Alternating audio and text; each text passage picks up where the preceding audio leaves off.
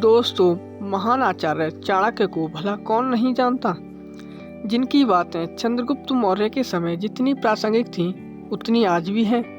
अर्थशास्त्र पर लिखी किताब हो या कूटनीति पर ज्ञान, एक एक बात मनुष्य को जीवन जीने का मूल मंत्र सिखाती है। सबसे पहले जो बात आचार्य चाणक्य ने जो बताई है वो यह है कि मूर्ख लोगों से विवाद में ना पड़ें, जहाँ तक संभव हो उनसे बात करने से बचें। अब इसका मतलब ये नहीं कि अगर कोई बात विवाद कर रहा है तो वो मूर्ख ही होगा, बल्कि ज्ञानी पुरुष भी हो सकता है। वैसे भी आपने यह कहावत तो सुनी ही होगी कि मूर्खों से बात करने का मतलब दीवार पर सिर मारने जैसा है, जिससे दर्द आपके सिर में ही होगा। तो अगर ज़िंदगी में आपको आगे बढ़ना है तो पूरी तरह से यह मानकर चलें कि अपने जीवन में जो भी दोस्त बनाएं या घर परिवार से लेकर आस पड़ोस में कोई मूर्ख व्यक्ति हो तो उससे दूरी ही बनाकर रखें। दोस्तों, दूसरी बात जो आचार्य चाणक्य जी ने बताई है वो यह है कि अपनी कमजोरी किसी को ना बताएं। अब वो कमजोरी किसी भी तरह की हो सकती है। कमजोरी का अर्थ यह भी है कि आप आर्थिक तौर पर कितने संपन्न हैं, सामाजिक तौर पर आपकी क्या हैसियत है, या फिर भावनात्मक तौर पर आप अंदर से कितने मजबूत हैं। तो कुल मिलाकर आर्थिक, सामाजिक और भावनात्मक किसी भी स्तर की कमजोरी किसी को न बताएं, यहाँ तक कि अपनी पत्नी को भी नहीं। आचार्य चाणक्य ने इसके पीछे की जो वजह बताई है दोस्तों, वो काफ़ी रोचक है। दरअसल दुनिया में इंसान अकेला आया है और अकेला ही उसे वापस जाना है। ऐसे में मुसीबत के समय अगर आज आपका मित्र शत्रु बन जाता है तो वो आपकी कमजोरी का फ़ायदा उठा सकता है। इस बात को आप रावण और विभीषण के उदाहरण से भी समझ सकते हैं। जैसे विभीषण ने बाद में भगवान राम को यह बता दिया था कि रावण की नाभि में अमृत का घड़ा है, जिसके बाद श्री राम ने रावण की नाभि में तीर मारकर उसका वध कर दिया।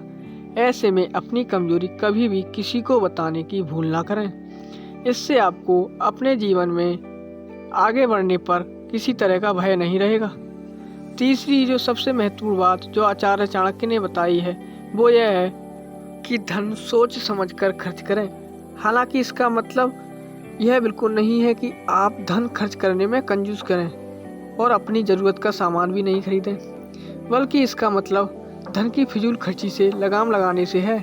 अगर आपको यह लगता है कि कोई चीज़ आप अपनी शौक के लिए खरीद रहे हैं जिससे आपकी भविष्य के लिए की गई बचत पर असर पड़ सकता है तो उसे ना खरीदने में ही आपकी भलाई है। हालांकि उसे खरीदने के लिए आप ज़्यादा धन कमाने की दिशा में काम जरूर कर सकते हैं। इससे भविष्य में आने वाली किसी भी तरह के संकट के लिए आर्थिक तौर पर आप संपन्न होंगे, साथ ही आपकी इच्छाएं भी पूरी रहेंगी। वरना दोस्तों, कुछ लोग ऐसे होते हैं जो घर बनाने के लिए एक एक पाई जोड़ते हैं और किसी वजह से उस घर का नुकसान हो जाता है और उनके पास कोई दूसरा विकल्प नहीं होता, तो फिर से वे वहीं पहुंच जाते हैं जहां से उन्होंने ज़िंदगी की शुरुआत की थी।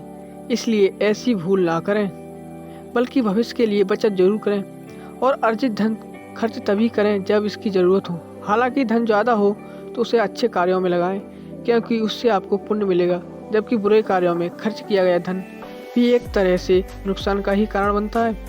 दोस्तों, चौथी बात चाणक्य ने कही है वो यह है कि सभी लोगों पर विश्वास ना करें। हालांकि विश्वास अंधविश्वास करने में अंतर होता है, इसलिए आचार्य चाणक्य ने जो विश्वास की बात कही है वो अंधविश्वास से जुड़ी है। जैसे कोई राजा अपने राजकाज की बजाय ऐशो आराम में ही संलिप्त रहता है और अपने मंत्री पर पूरी तरह से विश्वास करता है तो उसका मंत्री उसे किसी भी परेशानी में डाल सकता है, यहाँ तक कि राजा के हाथ से राज्य भी निकल सकता है। हालांकि मंत्री पर विश्वास करना इसलिए ज़रूरी है क्योंकि राजा हर कार्य खुद नहीं कर सकता। इसलिए आज के ज़माने में किसी व्यक्ति पर विश्वास करना भी ज़रूरी है, लेकिन अंधविश्वास गलत है और यह आपकी ज़िंदगी बर्बाद कर सकता है। हालांकि विश्वास दो रिश्तों को मजबूती प्रदान करता है, इसलिए इस नीति के मुताबिक रिश्तों में शक की सुई घूमने दें। हर तरह से संतुलन बनाए रखने का नाम ही ज़िंदगी है। पांचवी जो आखिरी बात आचार्य चाणक्य ने कही है आज के समय में उसका बेहद महत्व है। आचार्य चाणक्य कहते हैं कि अगर आपको जीवन में सफलता प्राप्त करनी है तो लगाव से दूर रहें। आचार्य चाणक्य स्त्रियों को सफलता में बड़ी बाधा मानते थे। आज के दौर में जब कम उम्र से प्रेम प्रसंग का दौर चल रहा है, मित्रता से शुरू हुई बात प्रेम और लगाव में बदल रही है, यह बातें इतनी प्रासंगिक लगती हैं कि लगाव आपको सफलता के मार्ग से भटकाव के सिवा और कुछ नहीं देता।